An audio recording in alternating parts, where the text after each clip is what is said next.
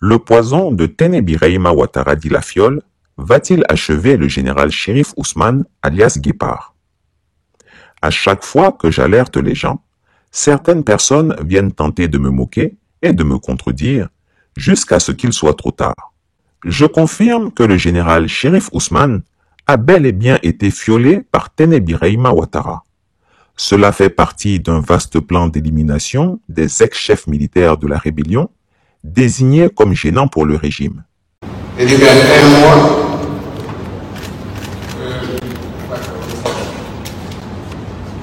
il a quitté ce monde en train de se reposer dans notre monde plus paisible.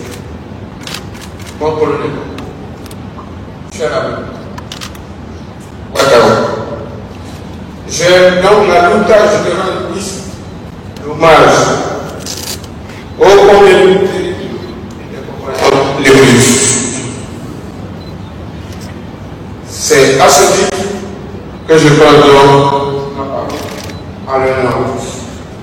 Décembre 1999, 5 janvier 2020, cela fait exactement 21 ans. Il y a 21 ans que nous avons consacré notre, que dis-je, notre jeunesse à la richesse et pour la cause, la grande cause de la paix, chers frères, de la justice, de la liberté, de l'égalité. Le lundi, dans la nuit du dimanche au lundi, lors de la présentation de vœux à son Excellence, Monsieur le Président de la République, chef suprême des arts, Monsieur le Président de la République, que tu appelais affectueusement le vieux, quand on se retrouvait en cours avec le colonel major de Souka, d'une voix âpre, triste, prononçant ton nom, nous avons terminé effectivement ce que nous avons refusé d'accepter. Les informations qui circulaient sur les réseaux sociaux, nous avons compris la portée de ce qui allait par le vieux, par le président de la République. Il annonçait que son fils, le colonel-major Ouattara Issek, son fils, est décédé dans la nuit du dimanche au lundi 6 janvier aux États-Unis. Impossible de dire ici des mots, pas des mots, de ce que nous avons ressenti. Une douleur qui brille, l'envie de hurler, le sentiment d'un gouffre qui souffle sous les pieds. En une fraction de seconde, nous comprenons que le monde, le nôtre, venait de chacun. Pas de révolution possible, impossible de revenir en arrière, moins de 10 secondes après l'annonce. Les magnifiques photos s'étalaient à l'arrière des journaux, des photos desquelles nous trouvons souvent des commentaires qui accompagnaient des bougeants qui décrivaient donc un homme qui parlait avec les yeux pétillés, de vie qui regardait l'objectif sensible, toujours ce sourire énigmatique, comme nous le voyons sur cette vie. Chers amis, chers frères, comment peut-on tenter de passer la présentation de notre ami Ouattara vivant à celui de Ouattara mort, couché là devant nous dans un cercueil? Depuis l'annonce de ta mort à Ouattara au whisky, il fallait trouver des ruses pour ne pas s'effondrer. Aujourd'hui, ces retrouvailles sont déchirantes, puisqu'elles augurent d'une séparation à venir, et celle-là, définitive. De voir allongé dans ce cercueil, inerte, devant ces hommes et femmes venus de très loin, pour certains, là, plus qu'immobile, erratique, la vue des visages, émus, de tes compagnons de lutte, larmes au corps, des yeux à sanglots, étouffés, cette minute. Souvenir des familles et amis. Essayons cet après-midi de rester droit et de continuer notre convoi à direction de la dignité ambiante. Voilà que ce soldat dans la bravoure était sans charge. Depuis tout ce temps que j'écris que la fiole a un poison dangereux qui vous tue à petit feu, pourquoi les gens ne m'écoutent-ils pas? Et ils se laissent avoir par ce criminel de pétomane. Maintenant, il est urgent que le général Chérif Ousmane obtienne une autorisation de sortie du territoire. Quand il sera en Europe, je lui donnerai l'adresse d'une clinique dans laquelle il pourra se débarrasser du poison mortel. En attendant, qu'il consomme au quotidien beaucoup de gombo. Ça va l'aider à tenir jusqu'à ce qu'il ait accès aux soins appropriés en Allemagne. Faites ceci pour vomir le poison absorbé. Pilez ou broyez 4 gousses de gombo. Ajoutez de l'eau filtrée et buvez le liquide obtenu. S'il veut qu'il suive mes conseils. S'il veut, il peut les ignorer. Moi, j'aurais fait ma part pour le sauver. Chris Yapi n'a rien contre lui, en dépit de tout ce qu'il a fait contre nous. Je sais qu'il est, comme beaucoup d'Ivoiriens, victime de l'ingratitude d'Alassane Ouattara. Alors je lui pardonne, comme j'ai pardonné à Guillaume Soro et à ses gens.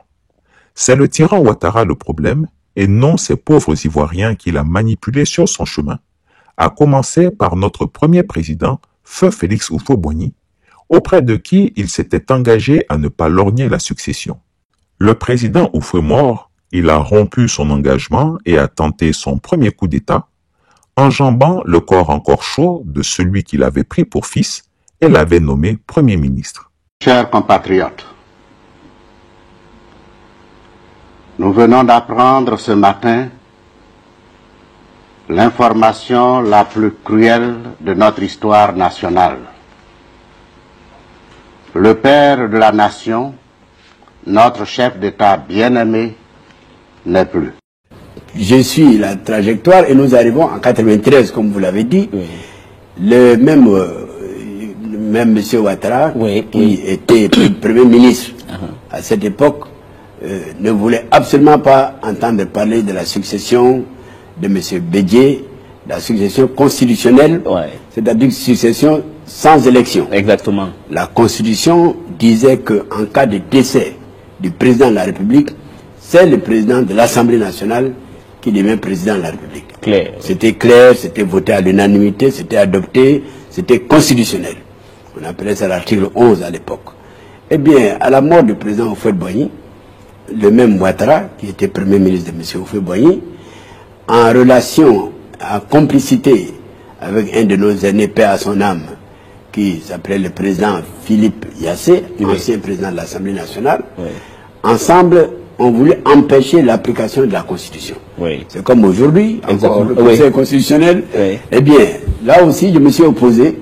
Et puisque j'étais secrétaire général du PDCI, nous avons réussi, avec les membres du bureau politique et tous les militants, à dire c'est l'application de la Constitution ou rien. D'accord. Et nous avons réussi à imposer, à faire appliquer la Constitution, et nous avons fait une transition pacifique et sans effusion de sang. D'accord. L'adversaire de M. Gbagbo. En 1993, quelques jours avant la mort du président Houphouët-Boigny, je vous dis la vérité, vous comprenez? Il y a beaucoup d'Ivoiriens qui ne savent pas ce que je vais vous dire. D'accord. En 1993, donc, peut-être une dizaine de jours avant la mort du président Houphouët-Boigny, le président Houphouët-Boigny était agonisant à Yamoussoukro. Il était revenu de Genève et il était agonisant à Yamoussoukro. Monsieur Ouattara, Premier ministre, qui était en fait le chef de l'État, parce que dans notre Constitution, lorsque le président de la République est empêché, c'est le Premier ministre qui le représente et qui gère. Qui gère les affaires de l'État. Je peux donc dire que M. Ouattara était pratiquement le chef de l'État en Côte d'Ivoire en 1992 et en 1993. 2 années où le président Houphouët-Boigny physiquement ne pouvait plus tenir. Ça, c'est une réalité. Et il sait que c'est vrai. J'ai dit que M. Ouattara, sachant que je suis le secrétaire général du parti du président Houphouët-Boigny, le plus grand parti de l'époque, Oui. n'est-ce pas, m'a appelé, Oui. a eu une rencontre avec moi chez lui, m'a proposé d'être avec lui pour que la Constitution, quand le président viendrait à mourir, ne soit pas appliquée. Et je vous le dis. Et vous avez dit... Et moi j'ai dit non, parce que moi je suis pour la Constitution ou rien. Je lui ai dit non, je lui ai dit je ne vois pas ce qui vous permettrait de ne pas appliquer la Constitution. Et puis je ne vois pas comment vous pourriez accéder au pouvoir sans Constitution, sans élection, sans rien. C'est impossible.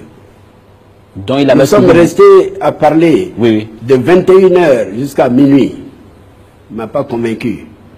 Le vieux Grigou est une calamité pour la Côte d'Ivoire. Il payera tôt ou tard. On ne peut pas avoir été aussi ignoble avec tout un peuple et s'en sortir à si bon compte. Les astres de l'intemporalité ne l'accepteront pas. En attendant, le général Chérif Ousmane doit se soigner. Yaba, Yaba, Yaba, Yaba, Yaba,